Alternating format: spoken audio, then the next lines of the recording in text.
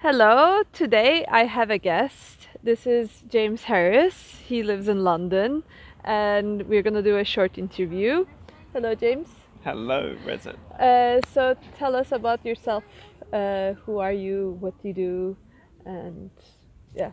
Hi, I'm a photographer and artist, and I work between working with really great architects and designers and artists, galleries and art fairs, photographing amazing objects in beautiful spaces.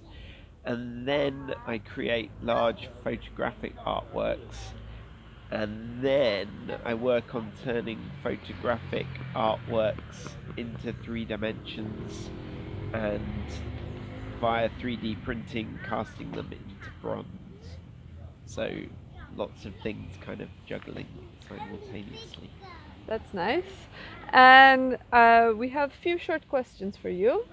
So first one is, what are some of the experiences you learned from that helped you to build your career and more experience? Ooh, that's kind of a limitless list. Um, wow.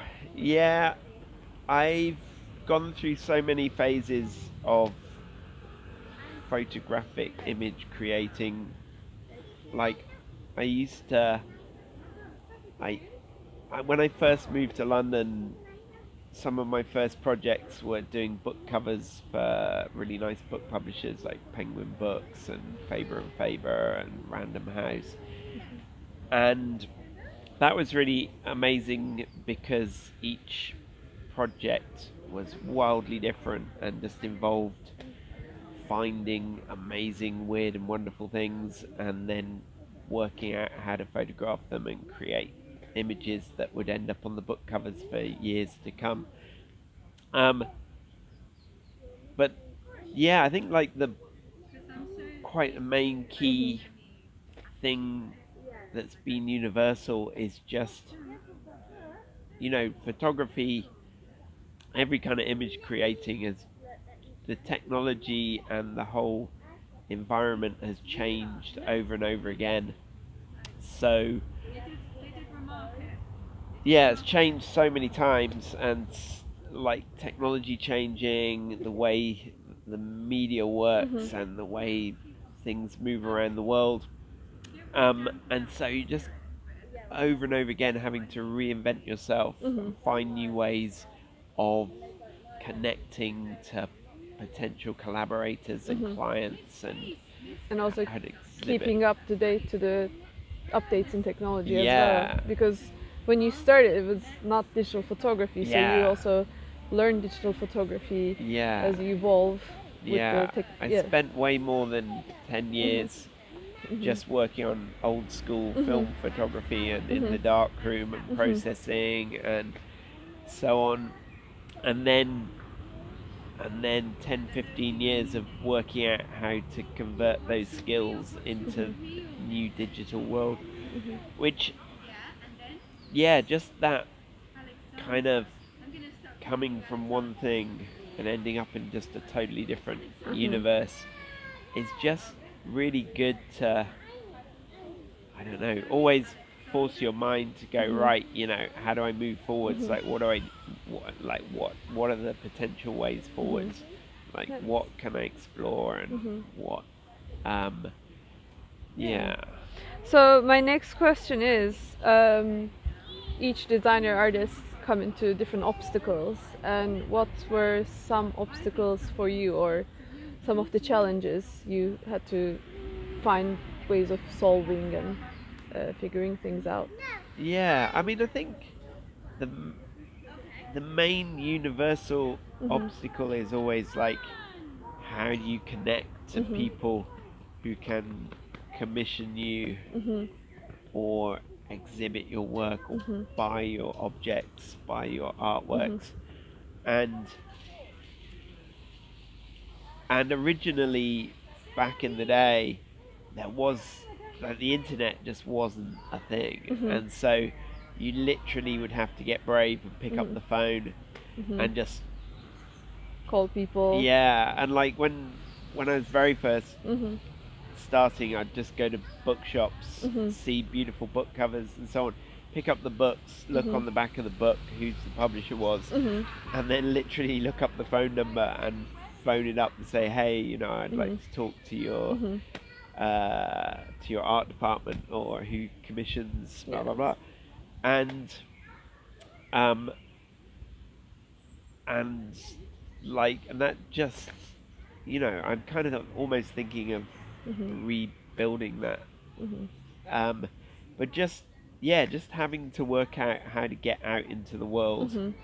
Being brave discover and. Mhm. discover what's possible, and kind of being able to open your mind, because, you know, when you,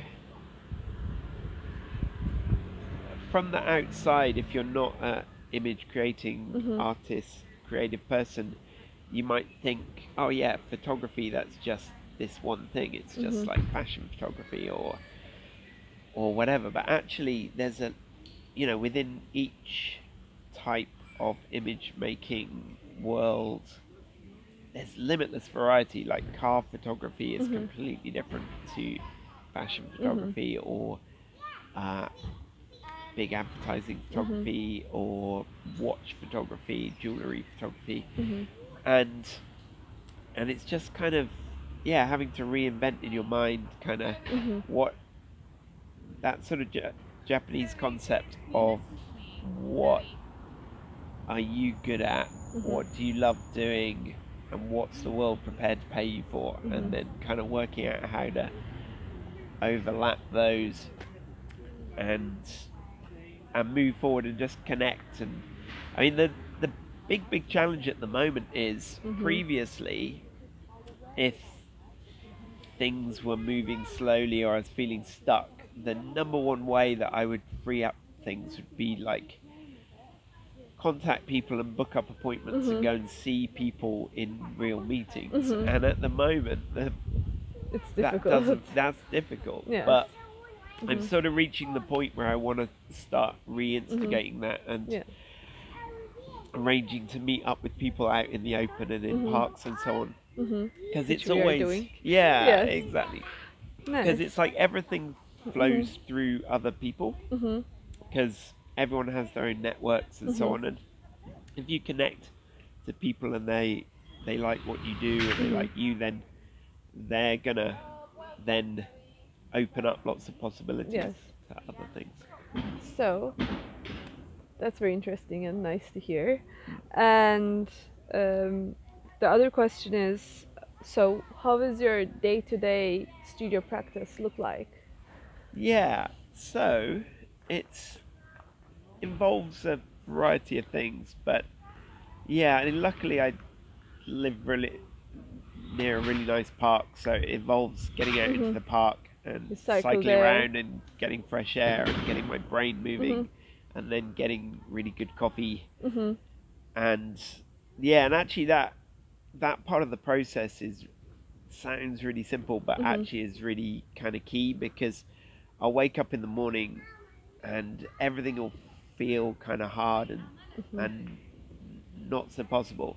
But Mhm. once I'm outside and fresh air and just getting your brain moving Mhm. around and just physically moving around, just freshens everything up, and suddenly it's like, yeah, actually, you know, things are possible. And you see human beings out in the world, and you're like, right, you know, there's people, there's things going on. Mhm. And then get to the studio, and yeah, there's a variety of things. One is, I've been doing a lot of going back through my old archives. I've Mhm. literally got, like, I don't know, 100, more than 100 really big hard drives Mhm. full of tens and tens of years of photographic Mhm. ex like creations. Exhibitions, And creations, so I've yes. been, Mhm. at the beginning of the lockdown, I Mhm. was doing a lot of just digging back through that and Mhm. pulling out things that I could rework and organize into books and Mhm. exhibitions, um and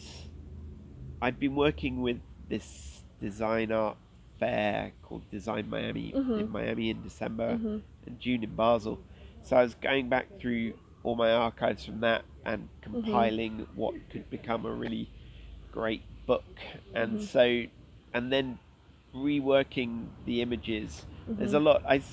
I kind of look at every one of my photographic images like a little artwork in its own right, like a kind of mini little kind of old master painting, and I always find ways to kind of like work in it in Photoshop and just push it further forwards and clean it up and make it more dramatic and reorganize the composition sometimes, and the tones and colors, and freshen it up.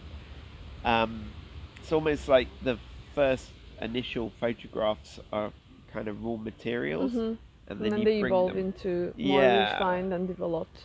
So there's pieces the of photographic side, and then those processes have now led to me working on how to pull from flat photographic images into 3 dimensions, and then compose them in the computer, often in this piece of software called Cinema 4D, and then talking to great 3D printing companies, and then proper old traditional bronze casting companies, and putting all that together to create these new sculptural objects.